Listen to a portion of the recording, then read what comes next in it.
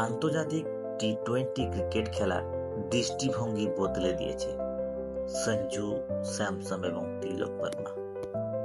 কারণ যেমন রোহিত শর্মা টি-20 ক্রিকেটের অন্যতম সেরা প্লেয়ার, 5টা সেঞ্চুরি করেছে। সূর্যকুমার অন্যতম সেরা প্লেয়ার, 4টি সেঞ্চুরি করেছেন। ম্যাক্সওয়েল 4টি সেঞ্চুরি করেছেন। বিরাট কোহলি একটা, কে আর রাহুল 1 বা 2টো সেঞ্চুরি রয়েছেন। এদের সবার 1 বা 2টি সেঞ্চুরি রয়েছে, কিন্তু আপনি যদি এদের ম্যাচ দেখেন তাহলে 100 থেকে 200টা ম্যাচ খেলেছে।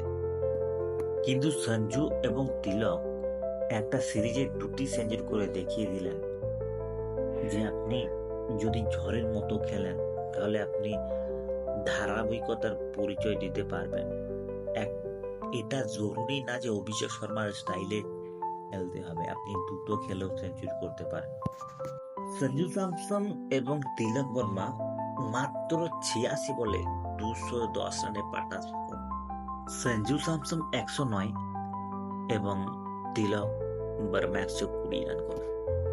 ভারতের স্কোর বোর্ড শেষ হয় 283 রানে।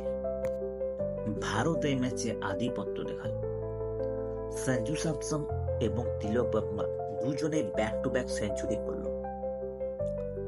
যখন সঞ্জু স্যামসন খেলছিল তখন মনে হচ্ছিল সঞ্জু স্যামসনের মতো ভালো প্লেয়ার, আর যখন তিলক বর্মা এলো তখন মনে হলো তার থেকেও বেশি ভালো খেলছে। প্রায় সব রেকর্ডই ভেঙে দিয়েছে। টি-20 ক্রিকেটের ইতিহাসে প্রথমবার একটা ইনিংসে 2 জনই সেঞ্চুরি করেছে।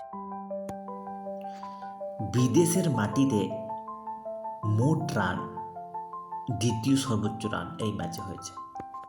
সবচেয়ে বড় পার্টনারশিপ 210 রানের। একটা ইনিংসে সবচেয়ে বেশি ছক্কা, 23টা ছক্কা হয়েছে, যেখানে একটা ম্যাচে 10 থেকে 15টা ছক্কা হয়ে থাকে।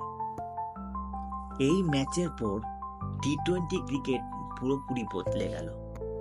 সঞ্জু এবং তিলক বুঝিয়ে দিল যে আপনি যদি 200 রান করেন তাও যে ম্যাচ জিতবে তার কোনো ঠিক নেই।